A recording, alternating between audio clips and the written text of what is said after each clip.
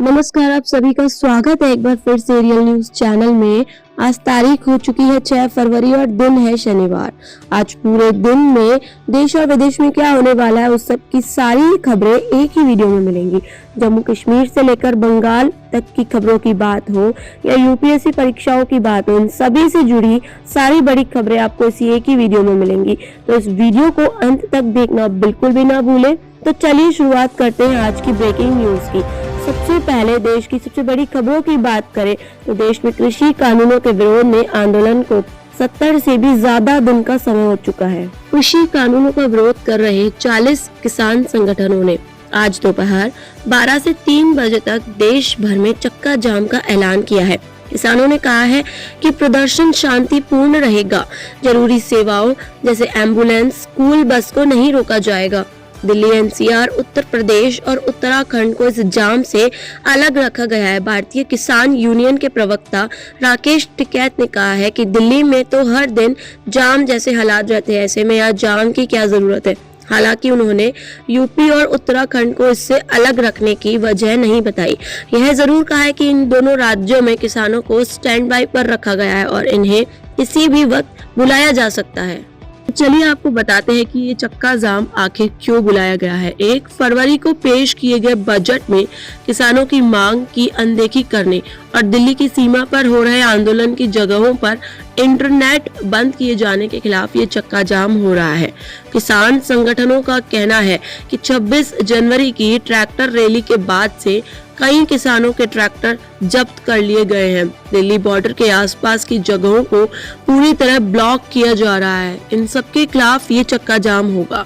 भारतीय किसान यूनियन के नेता राकेश टिकैत कहते हैं कि दिल्ली में हम कोई चक्का जाम नहीं कर रहे हैं। वहाँ राजा ने खुद किलेबंदी कर रखी है, वहाँ हमें चक्का जाम करने की जरूरत ही नहीं। इसके अलावा यूपी और उत्तराखंड में भी चक्का जाम नहीं होगा। हालांकि टिकैत ने यहाँ चक्का जाम नहीं करने का कारण नहीं बताया। इन 3 राज्यों को छोड़कर देश भर के स्टेट और नेशनल हाईवे को जाम किया जाएगा।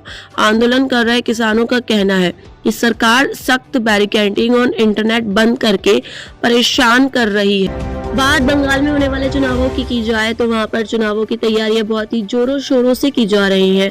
पश्चिम बंगाल में विधानसभा चुनाव के लिए जोर लगा रही भाजपा शनिवार से यात्राओं की शुरुआत करेगी। पार्टी के राष्ट्रीय अध्यक्ष जेपी नड्डा इसके लिए शुक्रवार रात को कोलकाता पहुंच गए। वे नदिया जिले के नवदीप से पहली यात्रा की शुरुआत करेंगे। भाजपा पूरे राज्य में ऐसी 5 रथ यात्राएं निकालेगी। इस अभियान को भाजपा ने परिवर्तन यात्रा नाम दिया है। इसकी शुरुआत के लिए नवदीप को चुना गया है। ये 15वीं शताब्दी के संत चैतन्य महाप्रभु की जन्म स्थली है। 2 यात्राओं में गृह मंत्री अमित शाह भी शामिल हो सकते हैं। इस सप्ताह की शुरुआत में पश्चिम बंगाल भाजपा ने महीने भर चलने वाले इस आयोजन के लिए राज्य सरकार से अनुमति मांगी थी। इसमें पार्टी के कई बड़े नेताओं के आने का प्रोग्राम है।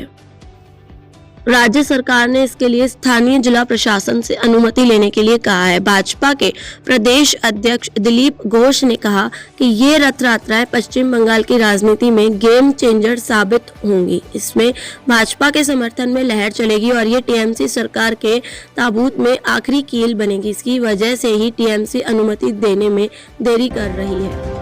तो चलिए अब आपको बताते हैं जम्मू कश्मीर से जुड़े इस बड़े अपडेट के बारे में। जम्मू कश्मीर में हाई स्पीड इंटरनेट सेवा बहाल कर दी गई है। 18 महीने बाद राज्य में 4G इंटरनेट सर्विस फिर से शुरू कर दी गई है। जम्मू कश्मीर के पावर एंड इंफॉर्मेशन के प्रधान सचिव रोहित बंसल ने इस बात की जानकारी शुक्रवार को दी। हाई स्पीड इंटरनेट सेवा बहाल होने पर जम्मू कश्मीर के पूर्व मुख्यमंत्री उमर अब्दुल्ला ने ट्वीट कर कहा कि 4G मुबारक। अगस्त 2019 के बाद पहली बार पूरे जम्मू और कश्मीर में 4G मोबाइल डेटा सर्विस बहाल हुई। देर आए लेकिन दुरुस्त है। जम्मू कश्मीर में अगस्त 2019 में विशेष राज्य का दर्जा वापस लिए जाने के पहले ही हाई स्पीड इंटरनेट सर्विस बंद कर दी गई थी। 5 अगस्त 2019 को राज्य को यूनियन टेरिटरी का दर्जा दे दिया गया था। राज्य में 2G इंटरनेट सर्विस 25 जनवरी 2020 को बहाल की गई थी। 16 अगस्त 2020 को उधमपुर और गादरबल में हाई स्पीड इंटरनेट सेवा ट्रायल बेस पर शुरू की गई थी। बाकी जिलों में 2G इंटरनेट सेवा ही जारी थी। सुरक्षा एजेंसियों का मानना था कि राष्ट्र विरोधी तत्व आर्टिकल 370 हटाए जाने के बाद दुष्प्रचार तेज करेंगे और इंटरनेट उनके लिए मददगार साबित होगा। इसलिए 4G मोबाइल इंटरनेट सेवा पर बैन लगा दिया गया था। उस दौरान राज्य के कई राजनीतिक दलों और अलगाववादी नेताओं को भी नजरबंद किया गया था। यह खबर सुनकर आपको बहुत ही ज्यादा अचंभा हो सकता है कि गुजरात भाजपा ने पीएम नरेंद्र मोदी की भतीजी सोनल मोदी को निकाय चुनाव का टिकट देने से मना कर दिया है। सोनल ने अहमदाबाद नगर निगम से टिकट मांगा था। पार्टी का कहना है कि नए नियमों के मुताबिक बड़े नेताओं के रिश्तेदारों को इस चुनाव में टिकट नहीं दिया जाएगा। इसके तहत ही सोनल को टिकट नहीं दिया गया है। गुजरात में फरवरी के आखिर में निकाय चुनाव होने हैं। सोनल प्रधानमंत्री के बड़े भाई प्रहलाद मोदी की बेटी है, जो गुजरात उचित मूल्य दुकान संघ के अध्यक्ष भी है।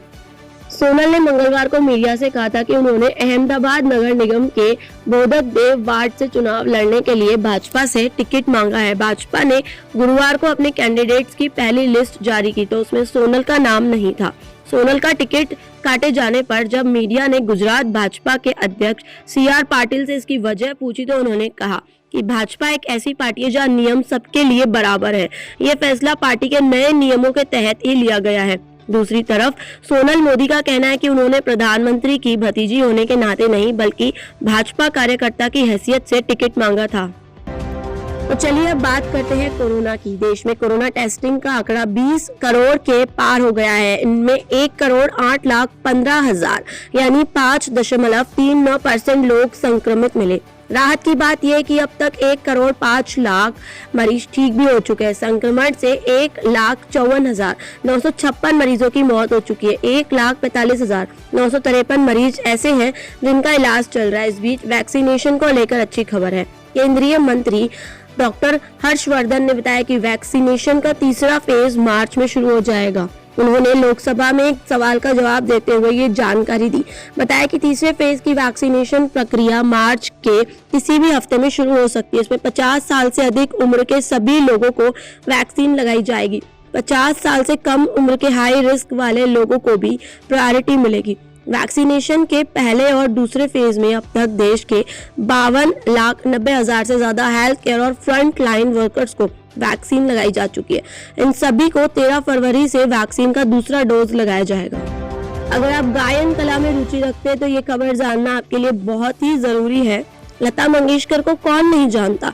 लता मंगेशकर किसी परिचय की मोहताज नहीं। दुनिया में उनके करोड़ों फैंस हैं, लेकिन एक नाम इन दिनों सोशल मीडिया पर खास तौर पर तैर रहा है। ये नाम है वसीम लता। जी हाँ, पाकिस्तान में 29 साल के वसीम खान को इसी नाम से जाना जाता है। इन दिनों अमूमन हर पाकिस्तानी टीवी चैनल पर वसीम लता का इंटरव्यू देखने को मिल जाता है। वे 8 साल की उम्र से लता मंगेशकर के गीत गुनगुनाते आ रहे हैं। ये शौक से अब उन्हें शोहरत और पैसा दोनों दिया जा रहा है।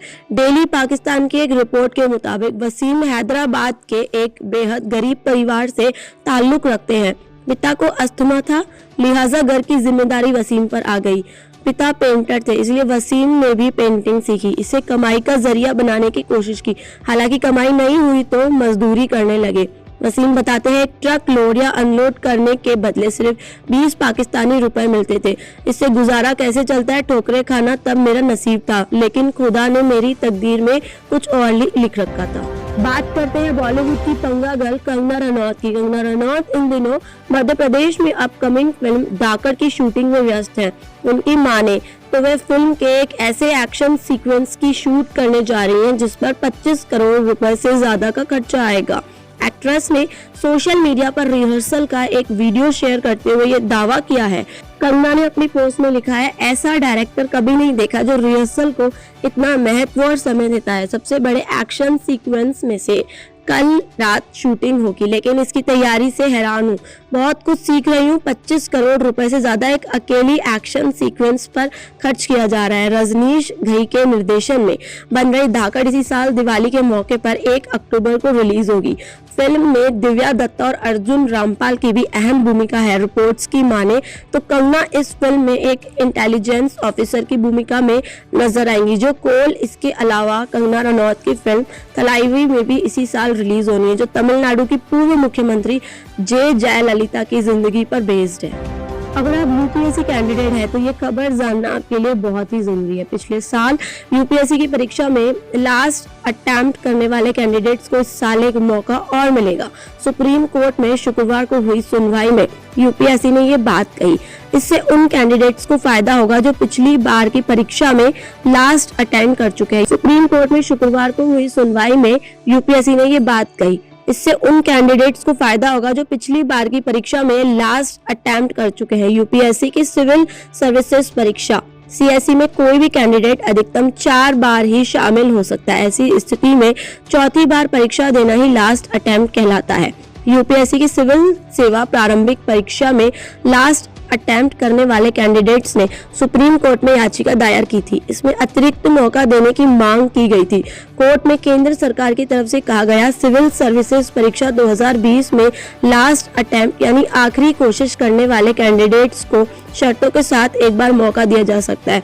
शर्त यह है कि ऐसे कैंडिडेट्स एस बार न हो, यानी वे परीक्षा में बैठने की उम्र पार कर न चुके हों। एडिशनल सॉलिसिटर जनरल ने कोर्ट में कहा, लास्ट अटेम्प्ट वाले कैंडिडेट्स को यह छूट केवल एक बार 2021 की परीक्षा के लिए दी जाएगी।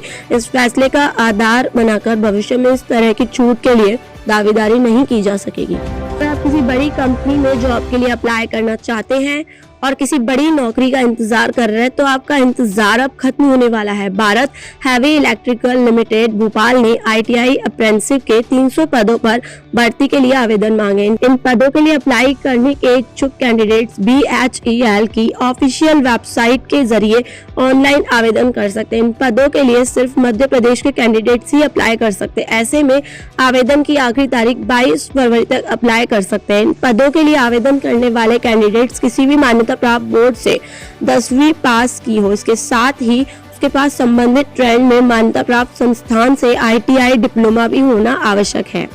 नेक्स्ट जनरेशन टाटा सफारी 22 फरवरी को भारत में लॉन्च होगी। कंपनी इसी दिन इसकी कीमतों का ऐलान भी करेगी। कंपनी ने SUV की बुकिंग लेना शुरू कर दिया है। इसे 30,000 रुपए में बुक किया जा सकता है। नई सफारी कंपनी के ही ओमेगा प्लेटफॉर्म पर बेस्ड है, जो लैंड रोवर के D8 प्लेटफॉर्म पर आधारित है। दिलचस्प बात यह है कि सफारी के कई डिजाइन एलिमेंट और कंपोनेंट हैरियर से मिलते जुलते हैं। अगर आपने होम लोन, ऑटो लोन या किसी भी तरह का लोन लिया है तो यह अभी सस्ता नहीं होगा। ऐसा इसलिए क्योंकि रिजर्व बैंक ने ब्याज दरों में कोई बदलाव नहीं किया है। रिजर्व बैंक की मॉनेटरी पॉलिसी कमेटी ने रेपो रेट को 4% और रिजर्व रेपो रेट को 3.35% पर बरकरार रखा है। इधर आरबीआई गवर्नर शशिकांत दास ने 2021-22 के लिए सकल घरेलू उत्पाद में 10.5% की ग्रोथ का अनुमान जताया है। आरबीआई से कर्ज लेने पर बैंक जिस रेट पर ब्याज चुकाते हैं उसे रेपो रेट कहा जाता है। वहीं अपनी बचत आरबीआई के पास रखने पर बैंकों को मिलने वाला ब्याज रिजर्व रेपो रेट कहलाता है।